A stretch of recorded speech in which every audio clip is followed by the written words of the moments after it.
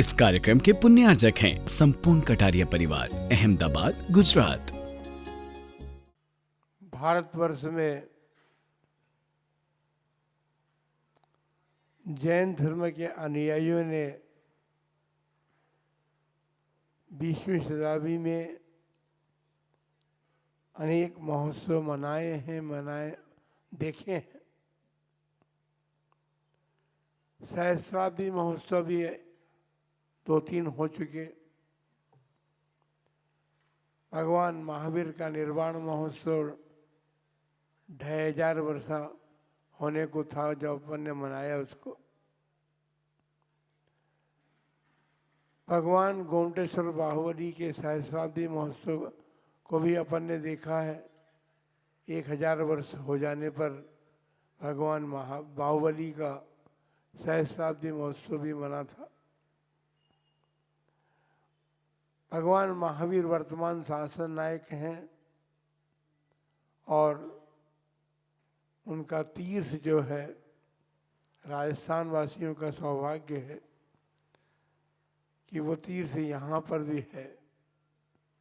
भगवान महावीर स्वामी के अतिशय क्षेत्र महावीर जी में भगवान महावीर का सहस्राब्दी महोत्सव मनाया गया था। अभी तक हमने महोत्सव देखे,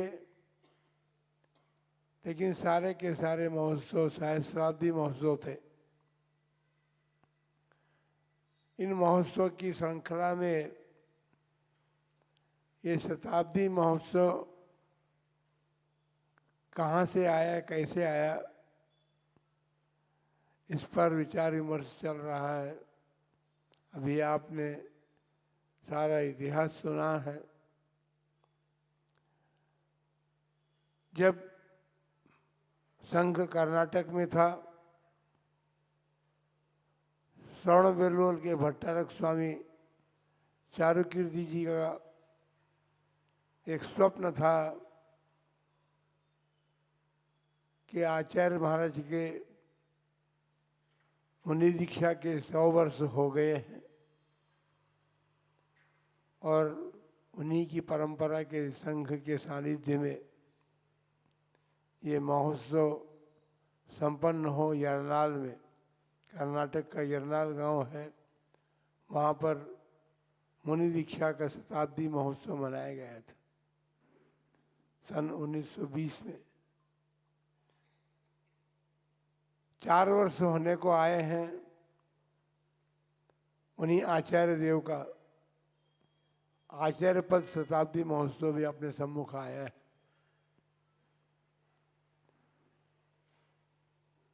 सहस्राब्दी महोत्सव के समय तो अपने समाज में बड़े बड़े लोग थे।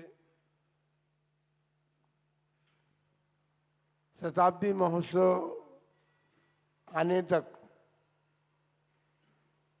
वे सारे लोग जो हैं जिनकी प्रधानता में अपन ने महोत्सव मनाए हैं, वे प्रधान लोग अब नहीं रहे। विद्यानंद जी महाराज ने अपने बुद्धि बल से उन महोत्सवों को समाज के सामने रखा और समाज ने उसको मनाया, सफलता के साथ मनाया। और उन महोत्सवों के माध्यम से जैन धर्म की जो प्रभावना हुई है, दिगंबर साधुओं की जो प्रभावना का अवसर आया है, वो अपने सबके सामने है। हमारी एक भावना यही थी कि जिन आचार्य महाराज ने मुनि धर्म को बचाया और श्रावक धर्म को बचाया, श्रावकों के कर्तव्यों का प्रतिबोध दिया कि श्रावकों को अपने जीवन में क्या क्या करना चाहिए, उस प्रतिबोध को प्राप्त करके हम अपने जिनालयों को, अपने शास्त्रों को और अपने धर्म गुरुओं को बचा सके। बड़ा प्रसन्नता का अनुभव होता है कि हमारी समाज इतनी विशालता को लिए हुए है।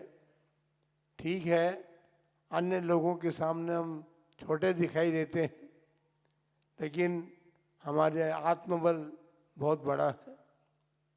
हमारे गुरुजनों ने अपने आत्मबल की शिक्षा हमें प्रदान की है। उस आत्मबल को हमने प्राप्त करके और अनेक कार्यक्रम संपन्न किए हैं।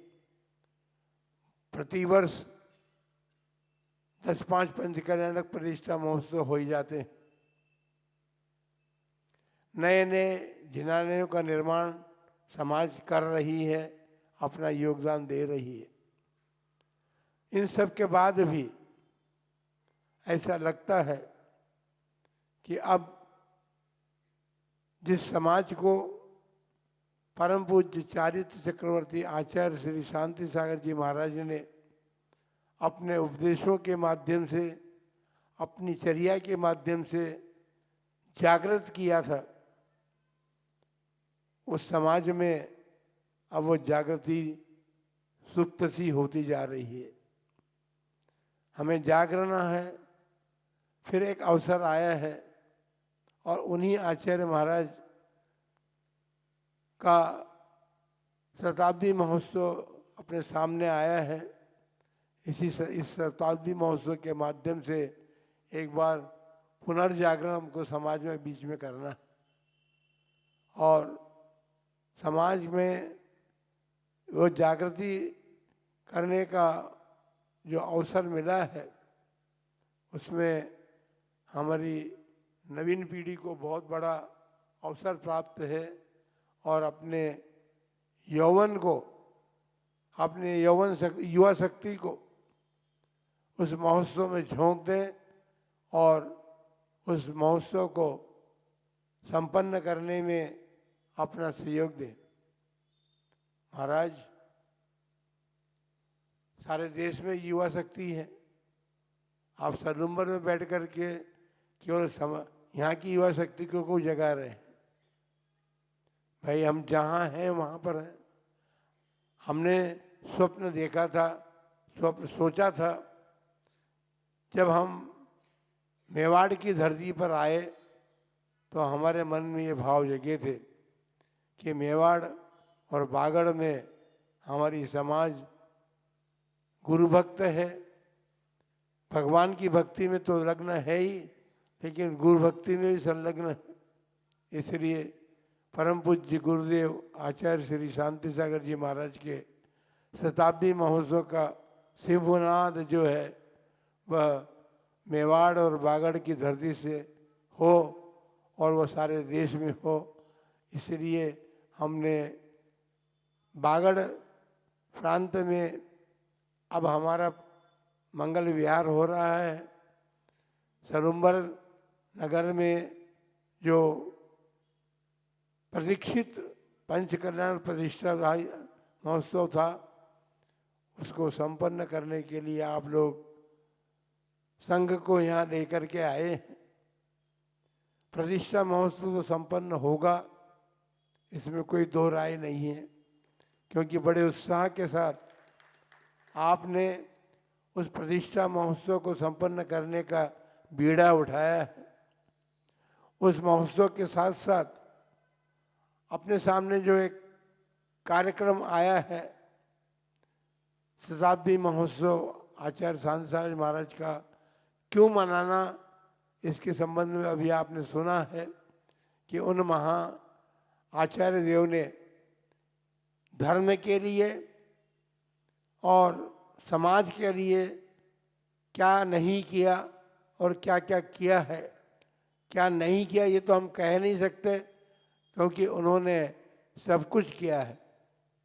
हमारे जिनालयों की सुरक्षा के लिए उन्होंने अन्न त्याग, 3 वर्ष का अन्न त्याग, जबकि उस समय वो कुछ लेते भी नहीं थे। दूध और पानी केवल शेष रह गया था उनके लिए।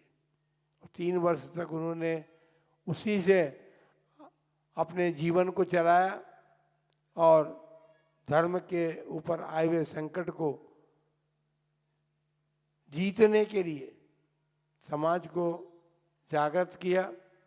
उस समय ऐसे लोग भी थे, बड़े बड़े विद्वान लोग जो थे, उन लोगों ने आचार्य महाराज से ये कहा था, और सोचते थे वो विद्वान लोग और सेठ लोग कि महाराज नासमझी का काम कर रहे हैं। सरकार के सम्मुख हम किस प्रकार खड़े रह कर के अपना काम ही करेंगे, लेकिन वे अडिग रहे, वे डरे नहीं और झुके नहीं।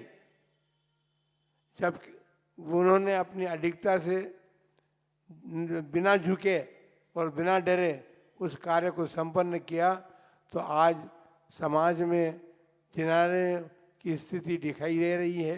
अन्यथा हमारे जिनालय नहीं रहते पे और कुछ हो जाते।